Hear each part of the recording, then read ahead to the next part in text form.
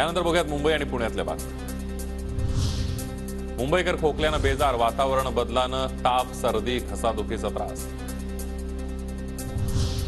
कार्यालयीन वेळा बदलण्याबाबत मुंबईतील 675 संस्थांपैकी 13 संस्थांचा पाठिंबा, संस्थांकडून सकारात्मक प्रतिसाद देण्यास सुरुवात। नवी मुंबई मेट्रोमध्ये महिन्याभरात 4 लाख प्रवाशांचा प्रवास, मेट्रोला 1 कोटींचं उत्पन्न, मेट्रो प्रकल्पाला नागरिकांचा चांगला प्रतिसाद। मुंबईमध्ये ई बसची संख्या दुपटीने वाढणार, पुढील वर्षामध्ये विद्युत शक्तीवर चालणाऱ्या ई बसची संख्या 10,000वर जाणार। वाहतूक कोंडी फोडण्यासाठी चर्नी रोड ते मरीन ड्राईव्ह दरम्यान वाहतूक बोगदा होणार, मुंबई महापालिकेकडून 2 बोगद्यांची योजना। कळवा रुग्णालयामध्ये एका क्लिकवर कळणार रुग्णांचा पूर्व इतिहास, आरोग्य सुविधेमध्ये सुधारणा करण्यावर प्रशासनाचा भर।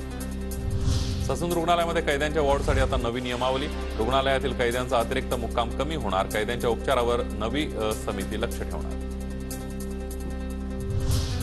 पुण्याच्या हडपसर परिसरामध्ये पोलिसांकडून गुंडांची धिंड, गाड्यांची तोडफोड करत दहशत माजवणाऱ्या टोळक्याची पोलिसांकडून बाजारपेठेतून धिंड काढण्यात आली। पिंपरी चिंचवडसह पुणे शहराचा पाणीपुरवठा आज बंद, पर्वती जलशुद्धीकरण केंद्राच्या कामानिमित्त पाणी नाही, तर शुक्रवारी कमी दाबाने आणि उशिरा पाणी पुरवठा होणार।